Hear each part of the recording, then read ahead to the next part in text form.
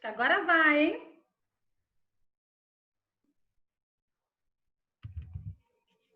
Agora vai, vamos lá. Cadê a Creuza? Já lanchou não? Hora do recreio.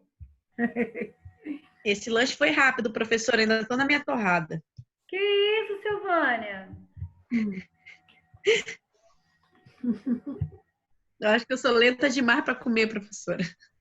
Servida? Não, filha, obrigada. Então, ó, vamos lá. Isso aqui é minha autoclave, tá vendo? Ela aqui ela é fechadinha. Então, um lado eu coloco os materiais e o outro é onde eu pego. Então, o que acontece? Eu tenho uma porta de entrada e uma porta de saída. Uma porta que eu coloco os materiais, que eles foram todos preparados lá naquela salinha que eu mostrei para vocês anterior, tá?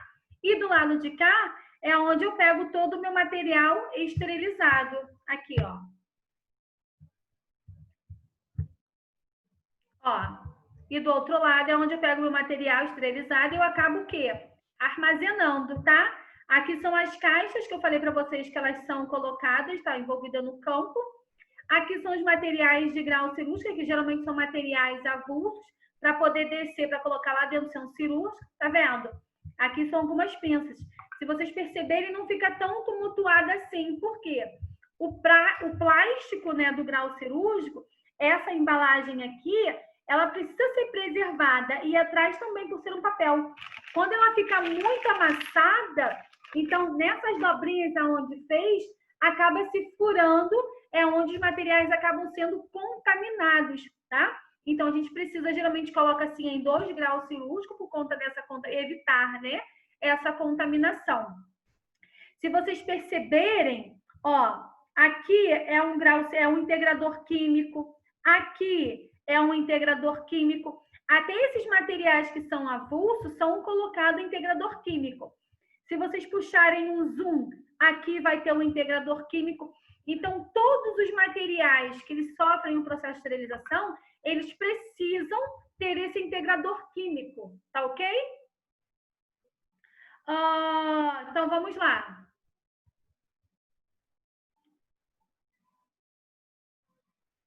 Então, vamos lá. Essa aqui se chama, essas ampolinhas aqui, se chama teste biológico. Qual é a finalidade dessa ampolinha aqui? Lembra que eu falei para vocês lá na autoclave, lá na esterilização, que quando não preenche o integrador químico, é que provavelmente possa ser problema da autoclave, ou ter muito material, ou a autoclave acaba sofrendo um aborto, desligar antes do tempo. Quando você não desliga a autoclave, que você sabe que ela não foi desligada, não teve nenhum pico de luz e que não foi abortada, e se o integrador químico ele estiver com essa falha, a gente pega essas 3 ampolinhas, envolve nesse campo, tá? Envolve assim, esticadinho, envolve ele todinho. As ampolinhas, elas são pequenininhas. Envolve, a gente dobra o campinho e elas ficam assim, ó, enroladinhas pequenininhas. A gente também precisa dificultar, né, a esterilização. O que tem aqui dentro são bactérias, tá? Essas ampolas, elas são colocadas dentro da autoclave sem material nenhum. Então, ela é colocada frente, meio e fundo. Por isso que são 3, tá? Frente, meio e fundo. Elas são colocadas ali dentro e a gente identifica as ampolinhas. Frente, meio e fundo. Dá pra gente colocar, tá? FE, frente, tá? Meio e fundo. A gente pega uma canetinha e identifica. Bom, ela é colocada dentro dessa incubadora. A gente dá como incubadora. Ela fica aqui dentro por 72 horas. Qual é a finalidade? É para poder saber se as bactérias elas estão sendo o quê? Realmente destruídas, eliminadas, tá? Quando cria-se bactéria, uma dessas ampolinhas aqui não sofre o processo de esterilização correto, por isso que o integrador químico não esterilizou, qual é a finalidade de colocar frente, meio e fundo, né? A partir do momento que você não enche a autoclave de muito material. Dependendo, alguma dessas caixas ou algumas pinças dessas, foram colocadas no meio. Mas só que não tem como a gente lembrar, né? Quem ficou na frente, quem ficou no meio, quem ficou no fundo. O que vai dizer que talvez essa autoclave ela está com um problema na frente ou no meio ou no fundo são o quê? As ampolas, que elas são colocadas sem material nenhum. Então, deu 72 horas. A gente tira essas ampolinhas de dentro dessa incubadora, que ela ficou por 72 horas. Se elas permanecerem assim, roxinha, opa, tudo ok, conseguiu destruir. Quando ela começa a apresentar uma coloração depois das 72 horas, depois que passou pela autoclave, realizou o ciclo todinho, colocou na incubadora, ficou 72 horas, passou as 72 horas, essa cor roxinha aqui, ela fica marronzada, criou-se bactéria. Então, dependendo onde essa ampola estiver, é sinal que minha autoclave ela não está fazendo o quê? O processo de esterilização correto. Esse teste aqui, ele é feito uma vez por semana. Então, toda semana é realizado o teste da autoclave, tá? Chama-se o técnico e ele vai lá e vai avaliar o porquê que não está esterilizando na frente, no meio, no fundo, tá? Todos aqueles materiais, né? Vou botar da semana passada, uma terça-feira passada foi quanto? 16.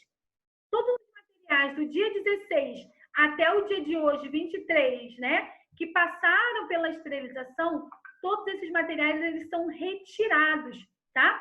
Porque todos os materiais eles são datados. Então, para não ter que ficar na hora que tem o processo lá de esterilizar, na hora que tem o processo de cirurgia, para não ter que ficar pegando e trocando de caixa, a gente tira logo todos os materiais que não foram esterilizados corretamente, para não ter risco de contaminação. Então, essa ampolinha aqui, elas nos ajudam nesse caso, tá ok? Conseguiram entender? Tá? Sim. O Boidic, ele já é diferente. O Boidic, ele coloca entre os materiais, tá? Então, o Boidic, que são umas compressas. A compressa é como se fosse... Deixa eu só dobrar o campinho aqui no meio certinho, que ele dá uma compressa certinha, tá? O Boidic é como... As compressas é como se fosse mais ou menos desse tamanho, um quadradinho. Então, a gente coloca 5 compressas, mais... Vamos botar aqui como se fosse o negócio do Boidic. É um quadradinho assim, aonde tem os mesmos risquinhos da fita de autoclave. Coloca ali, ó. Coloca mais 5 compressas em cima, tá? Para poder sofrer o processo de esterilização. Mas isso a gente não confia muito, não. A gente prefere fazer o teste da ampola, que é mais seguro, tá? Para não ter risco de contaminação. Tá ok? Foi? Alguma Professora? dúvida? Professora? Oi? Aí, quando faz esse teste com as ampolas, a autoclave fica ligada esse tempo todo ou não? É a autoclave desligada? Não, quando faz o teste com a ampola, então, ó, coloquei a ampolinha, envolvi, eu fecho a minha autoclave, ligo e lá ela começa a fazer o processo dela. Geralmente dura 1h20. Não tô conseguindo ouvir nada. Tem mais alguém que não está me ouvindo? Ou só a Alexandrina? Não, a Alexandrina foi quem perguntou. Eu estou ouvindo. Quem falou que não está me ouvindo? Acho que é Então, a Alexandrina mesmo. Essas ampolas, eu coloco ela na frente, meio e fundo, fecho a minha autoclave e ligo. E aí eu deixo ela fazendo um processo sozinho, como se tivesse material. Mas só que elas estão com as ampolas para poder saber se está realizando o processo de esterilização correto. Tá ok? Entendi. E assim a gente consegue finalizar a nossa primeira aula. Mas não acabou. Professora, Oi? todos os técnicos, eles fazem colocam os objetos na autoclave, essas coisas, ou é alguém específico também?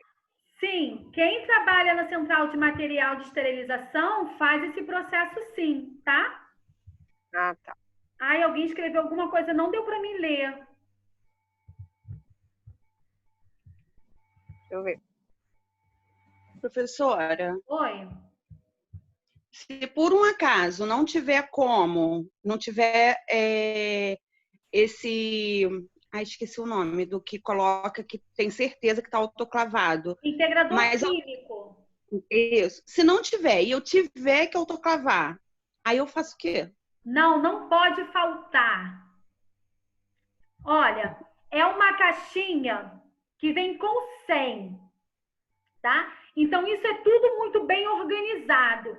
Então, se eu sei que está acabando, eu vou deixar acabar? Eu vou pedir lá no depósito para poder estar me enviando.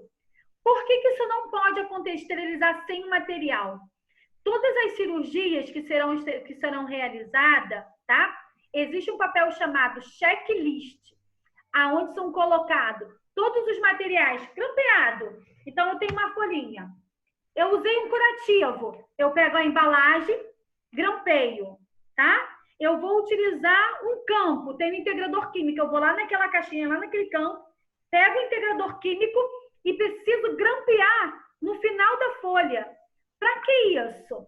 É para se por um acaso, né, tiver alguma infecção, a CME, o centro cirúrgico, ele não ser responsável por contaminação. Então, quando eu tenho esse integrador químico na caixa, isso é uma prova que o material sofreu esterilização, que a contaminação não veio dos materiais. Por um possível processo, vamos dizer assim. Então, os materiais eles não podem ser esterilizados sem o integrador químico. Entendeu, Daniele? Entendi, professor. Tá? Entendi. Tá bom. Então, agora a gente começa a falar. Então, já conhecemos um pouquinho o centro cirúrgico, quem compõe o centro cirúrgico, quais são os materiais, o que acontece lá, material de esterilização, como é que é feita essa esterilização, contaminação, cirurgias, né, relacionado às suas classificações de patologias, tipos de cirurgias eletiva, urgência e emergência, né? Então, agora a gente começa a falar relacionado ao paciente, tá? Desde quando ele é recebido lá, né, na recepção, ou quando ele começa a fazer aí um risco cirúrgico, tá? Então, a gente começa a ter esse cuidado com esse paciente. Então, pré-operatório, o que é isso, tá? O que fazer?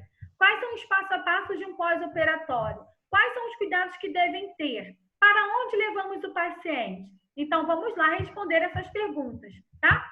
Primeiro de tudo, tá? A introdução sobre pré-operatório. Então, foi o que eu falei para vocês desde a outra aula. Quando eu falo de pré-operatório, é um termo usado para o quê? Os cuidados que eu tenho com o meu paciente. Então, a enfermagem perioperatória é um termo utilizado para descrever os cuidados de enfermagem prestado, tá? Na experiência cirúrgica integral do paciente. E em que fase, tá? É na fase operatória, é aquela que está realizando o procedimento cirúrgico. Na intraoperatória, é quando o paciente ele entra dentro do centro cirúrgico. E no pós-operatório, é quando ele está lá na salinha de RPA. Então, isso aqui é um IPC, tá ok?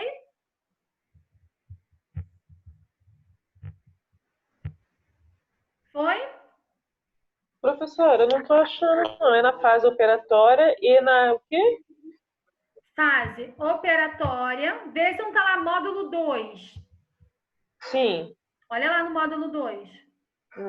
Aí tem São introdução. fases pré-operatórias. Quais são? Introdução, enfermagem, preparatório, sim. Aí a senhora botou na fase. Ah, tá.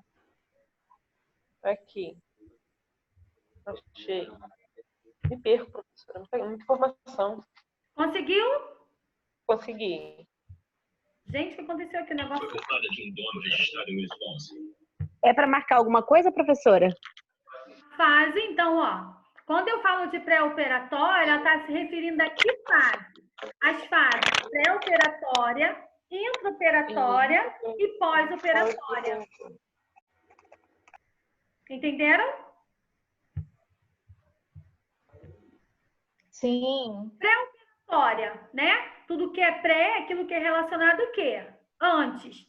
Então, tem a chegada, né, na instituição, que é onde o paciente ele dá a carteirinha se ele tiver plano de saúde, né? Se for em rede privada, em rede pública, é a mesma coisa, ele precisa dar a sua identidade, a sua identificação. para que ele possa subir, né? Ou ele vai, né, ser encaminhado ali para o centro cirúrgico. Então, encaminhado ao quarto, tá? Né, nos grandes hospitais, geralmente quem leva pode ser até mesmo um maqueiro, pode ser mesmo um técnico de enfermagem próprio para poder estar encaminhando esse paciente, ou pode ser qualquer um da enfermagem estar encaminhando esse paciente ao quarto, tá?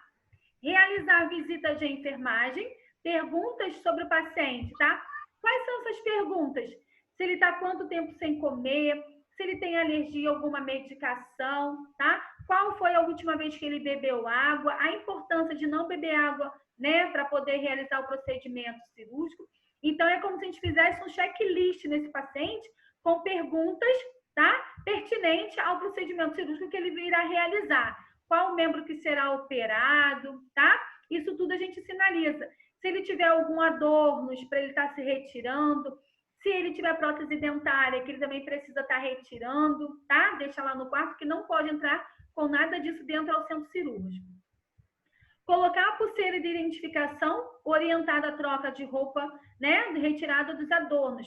Quando a gente coloca essa pulseira de identificação, geralmente são duas, tá? Aquela que vem o nome do paciente, mais a sua data de nascimento, cirurgião que irá realizar o procedimento cirúrgico, tá? Quando é criança, tem o nome da mãe, tá? A data que será realizado o procedimento cirúrgico. A outra pulseira, tá? Onde está até escrito embaixo aí, é se o paciente ele for alérgico a alguma medicação. Então, geralmente, essa pulseira de identificação, ela vem de uma cor branca, tá? E quando ele é alérgico a alguma medicação, a gente acaba colocando uma cor aí vermelha para sinalizar, é vermelha, atenção, tá? Que ele é alérgico a alguma medicação, tá? Quando pede para trocar roupa de cama, Professora, Oi? no caso, assim, o paciente não é alérgico à medicação, mas tem alergia à alimentação, tem que colocar? A gente coloca no prontuário, mas para o anestesista isso não interfere. Por que a gente faz essa visita, as medicações? É por conta do anestesista, por ele não estar utilizando nenhuma medicação que ele for alérgico dentro do centro cirúrgico para não ter complicações. Tá? Entendi. Mas a gente anota assim, se ele for alérgico a alguma medicação, alguma alimentação. Até porque se ele for permanecer dentro, né, a convalescência dele, né, perdurar aí, a gente precisa saber se ele é alérgico a alguma alimentação ou não, tá? É importante sim, tá bom? Então, vamos lá. Retirada de adornos. Sobre a troca de roupa, sobre a roupa. Quando o anestesista, ele passa, tá?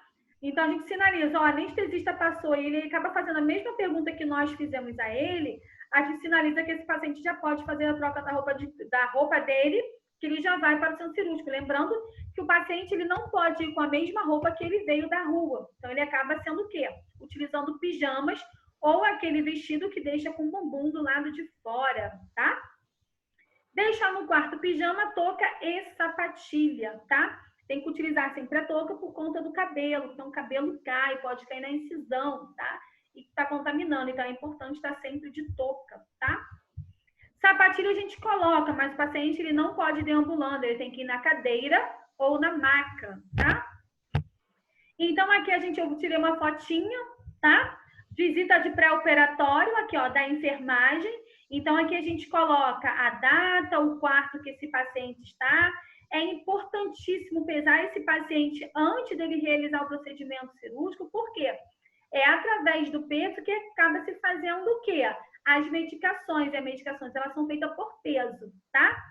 Aqui em cima é o nome do paciente, anestesista, cirurgião, né, o oficial mais auxiliar, tá? Instrumentador, então a gente tudo coloca.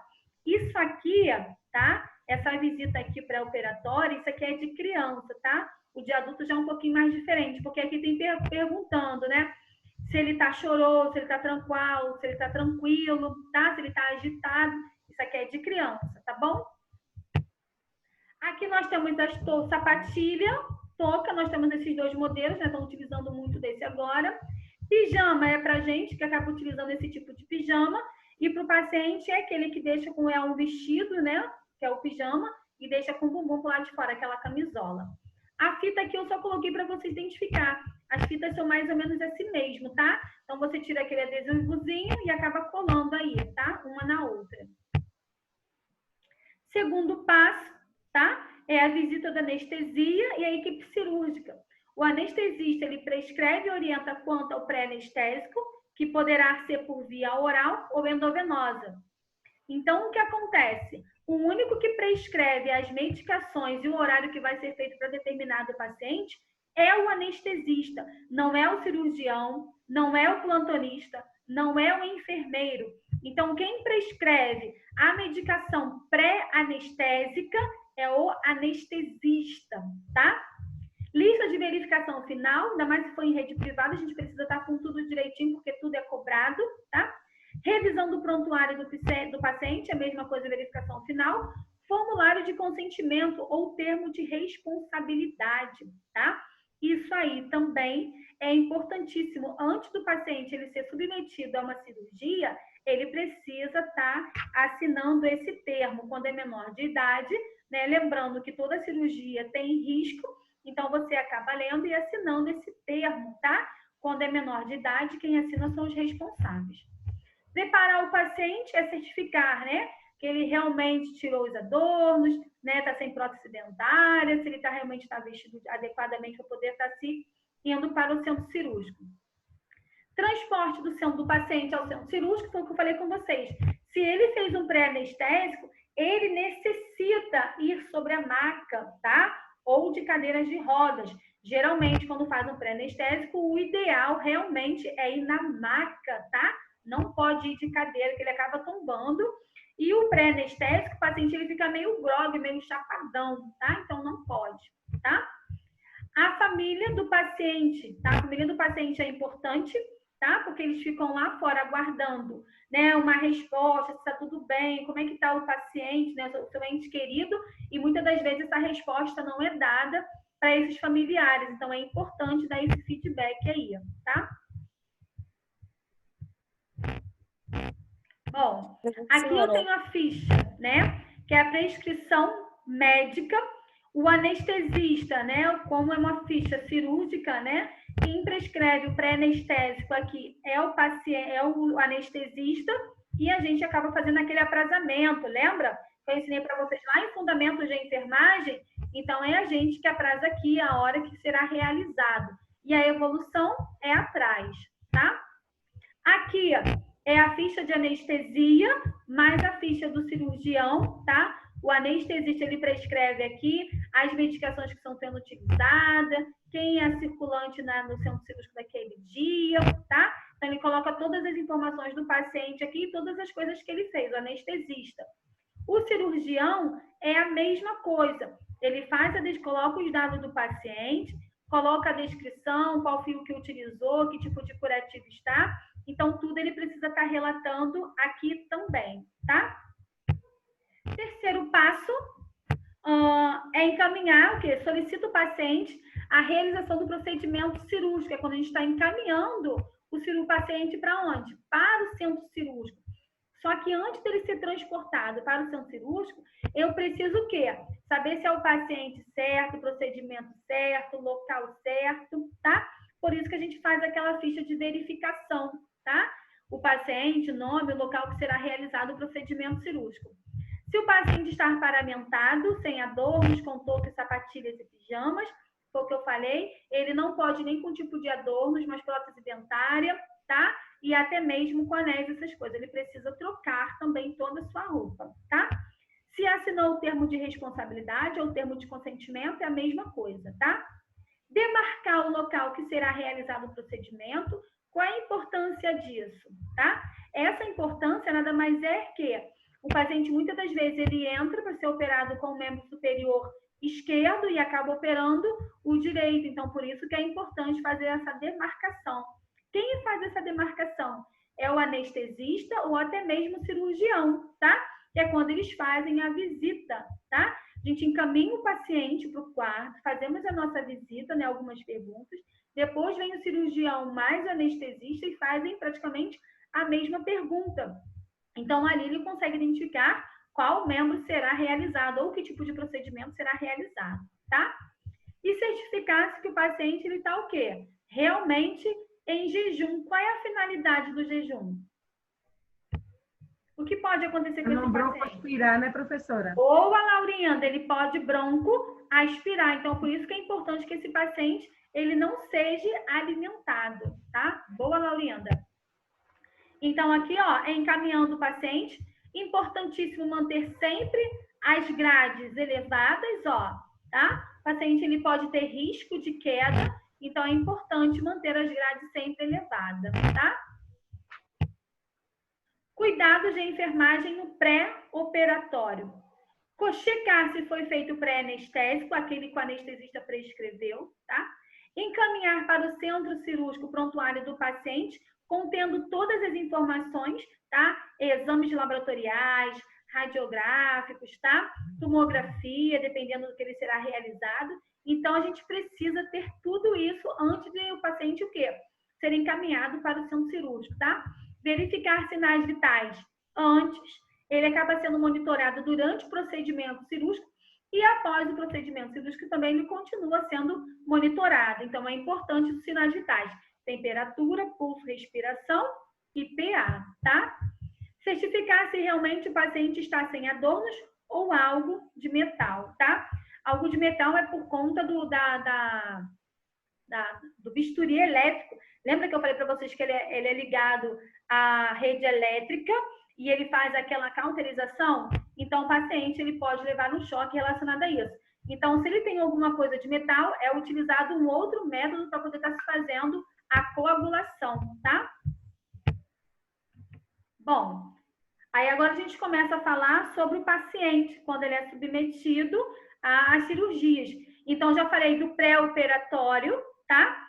Intraoperatório ou transoperatório compreende desde o momento em que o paciente é recebido no centro cirúrgico até ele ser encaminhado à recuperação pós-anestésica. Já falei isso com vocês lá nos slides anteriores, sobre cada um, tá? Seja do início até o seu processo anestésico, até a sua o quê? Reversão. Então, toda vez que eu falo de intraoperatório ou transoperatório, é quando o paciente ele é recebido no centro cirúrgico, ele vai lá para aquela salinha de RPA, fica quantos minutos mesmo lá? Vai, Laurinda. Tô com medo de errar, né, professora? Não, pode errar agora, não pode errar na prova.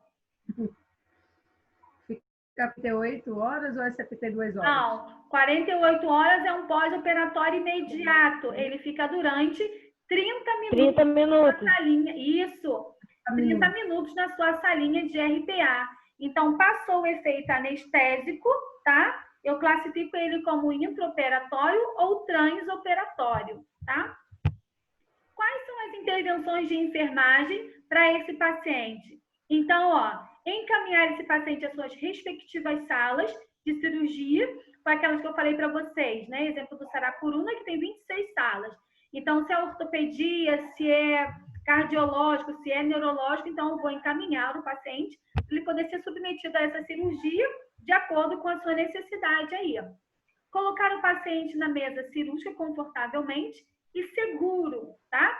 Monitorar o paciente, o que é monitorar? Colocar os ECGs, né, que é aquele eletrocardiograma, oxímetro de pulso, funcionar acesso venoso. Então, a gente acaba monitorando esse paciente, tá? Manter o paciente sempre aquecido. Lembra que eu falei que lá na maca dele sempre tem aquele colchão térmico, aquele verdinho? Então, a maca ela já vai estar aquecida.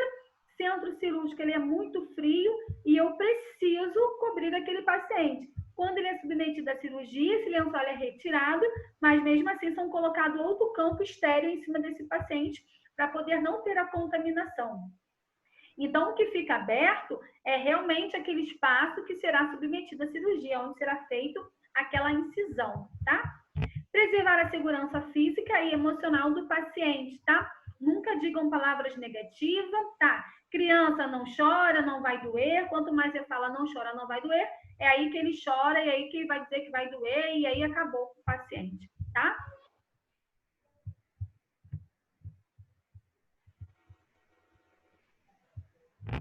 Então, aqui ó, a gente consegue identificar o paciente, lembrando que se ele tiver sobre efeito anestésico, tá? Um pré-anestésico aí, ele não vai nos compreender, tá? Ele não vai responder, tá? Então, assim, se ele tiver sem o pré-anestésico, beleza. Oi, seu João. Oi, minha filha, tá? Se ele estiver inconsciente, vocês não vão entender nada que ele está falando por conta do pré-anestésico, tá? Recuperação pós-anestésica é a continuidade da fase intraoperatória para a fase operatória imediata, que é até as 48 horas, tá? Onde o circulante, junto com a equipe cirúrgica, elaborará um plano de cuidados para o paciente na sala de RPA. Ou seja, na recuperação pós-anestésica, eu preciso prever e prevenir o quê? As possíveis complicações que esse paciente possa ter. Então, ó, realizou o procedimento cirúrgico, acabou a cirurgia, ele é encaminhado para a salinha de RPA, ele fica durante 30 minutos, tá? Ficou tudo ok, paciente vai para o quarto. Paciente teve algum tipo de complicação, precisa ser reintubado, volta para a sua sala de origem de cirurgia, tá ok? E depois, se ele tiver alguma complicação, para onde é que ele é encaminhado mesmo? Quando ele não está instável? UTI. Para a unidade de terapia intensiva. Boa, para a UTI, tá? Bom, quais são esses cuidados, tá? Recuperação pós-anestésica. Eu só li aqui que eu já até fiz o resumo. O que seja usado para reconhecer os sinais, prever e prevenir as possíveis complicações no pós-operatório, tá? RPA. Aí eu vou colocar aqui para vocês, ó. O paciente, ele fica aqui durante 30 minutos. Tá ok? RPA. Calma aí, professora, rapidinho. 30 minutos na salinha de RPA, tá? Quais são esses cuidados? Tipo de cirurgia realizada em qualquer complicações intraoperatória, tá? Tipo de anestesia, nós já falamos sobre isso, sobre a geral local e até mesmo a sedação. Drenos e que tipos de curativos. Então, toda vez que esse paciente sai, eu preciso passar... Professora, Oi? me perdoe incomodar, mas aquela parte que a senhora pediu para marcar é onde? No pós-recuperação pós-anestésica. O paciente, ele fica durante 30 minutos. Então, quando o paciente ele sai do centro cirúrgico, eu ele tá de dreno, tá? Que tipo de curativo, tá? Presença de tubo endotraqueal ou tipo de oxigênio a ser administrado, se está com essa dificuldade aí respiratória. Tipos de via para infusão e localização, que está sendo aquele acesso venoso periférico, tá?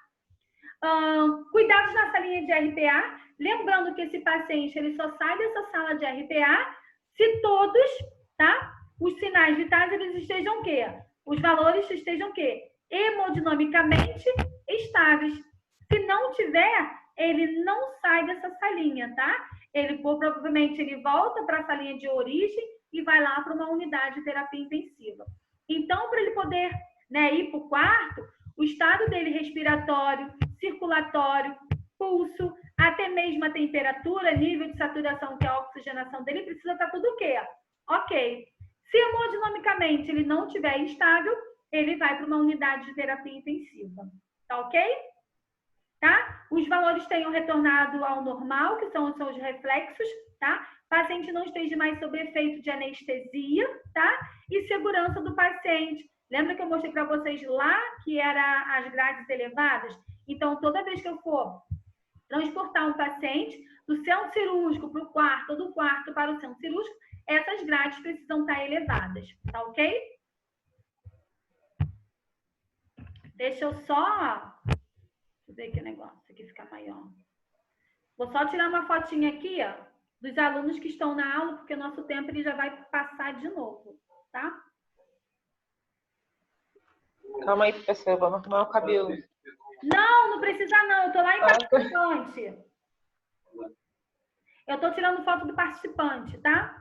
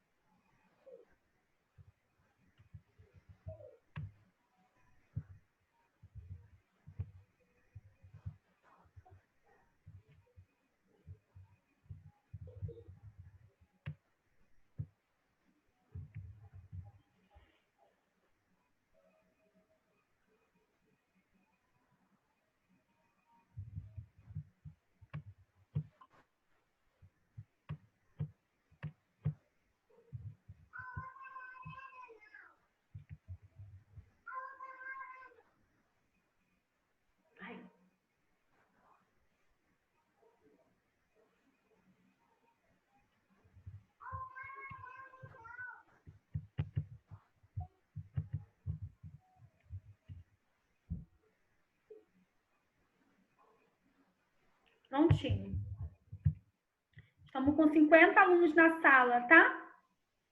Nosso tempo vai acabar, tá bom? Eu só vou finalizar aqui as complicações no pós-operatório e a gente finaliza, depois a gente dá continuidade. A terceira aula já é mais pouquinho e quarta aula, então a gente consegue finalizar semana que vem, tá? Tá bom. Complicações no pós-operatório, tá? São riscos inerentes. O que seria riscos inerentes? É aquilo que pode o quê? Acontecer. Então, a gente dá como risco inerentes, tá? Inerente é aquilo que pode acontecer, algum tipo de complicação, tá? Então, complicação no pós-operatório, tá? São riscos inerentes nos procedimentos cirúrgicos. Essa complicação pode interferir com o resultado esperado da sua cirurgia, estender a hospitalização do paciente e seu tempo de convalescência, tá? É fundamental o enfermeiro atentar e prevenir as complicações e reconhecimento dos sinais e sintomas imediato. É aquilo. Se o paciente ele tiver uma complicação, tá? Ele não vai embora naquele prazo determinado. Então, o tempo de convalescência, o tempo de permanência no centro cirúrgico, não no centro cirúrgico não, que é o procedimento cirúrgico, na unidade hospitalar vai o quê? Vai se estender, tá ok? Então, se tem alguma complicação, automaticamente o quê? Esse tempo aí vai perdurar por muito mais tempo até esse paciente ele ficar o quê? Hemodinamicamente estável, tá ok? Por isso a importância da gente sempre o quê? Prever e prevenir o quê? As complicações. Então, eu preciso reconhecer imediatamente esses sinais vitais. Então, conforme o paciente ele vai me apresentando essas complicações, aí sim eu consigo prevenir as complicações piores, tá? Relacionadas a esse paciente. Tá ok? Tá? Prevendo e reconhecendo as complicações no pós-operatório. Lembrando que esse pós-operatório, ele está lá na salinha de RPA, que ele fica lá durante 30 minutos, tá? Monitorar sinais vitais, temperatura, pulso, expiração e até mesmo o nível de consciência, porque esse paciente ele foi submetido aí uma anestesia, tá? Proporcionar medidas para estimular a circulação dos membros inferiores, como compressão pneumática, faixas elásticas, deambulação precoce e avaliar a sensibilidade dolorosa, tá? Nessas partes aí, lembrando que um pós-operatório imediato pode ser considerado até 48 horas. Então, ele pode estar dentro da minha unidade hospitalar. Então, se eu vejo, né, os membros inferiores, eles estão muito edemaciados, eu preciso estimular o quê? Essa circulação. Aonde é colocado aí, até mesmo a gente consegue fazer uma massagem ou tá elevando esses membros, dependendo do procedimento cirúrgico que foi realizado, para ter esse retorno venoso, tá? A deambulação, quem vai determinar o tempo é o médico, é ele que vai avaliar aí o quanto tempo será que ele deve deambular, tá? Certificar que o paciente está urinando, né? Eu vou falar de prever e prevenir as complicações no próximo, porque eu gosto de falar mais tranquilamente. Já entrou aqui em alguns segundos, tá? Em alguns segundos o Zoom será desligado, tá? Então, assim, parei no slide 20, tá? Desejo para vocês uma boa semana, espero que vocês tenham gostado da aula, tá? E amanhã ou quarta-feira vou estar disponibilizando para vocês no portal, tá bom? Fiquem com Deus, tá bom? Tá bom, professor. A presença eu já fiz, que eu já tirei a fotinho de vocês aqui, quem estava na aula, tá? Um beijo, fiquem com Deus, tá ok? Ok. Tchau. Em alguns segundos já vai sair, tá? Oi? Tchau. Eu não ouvi.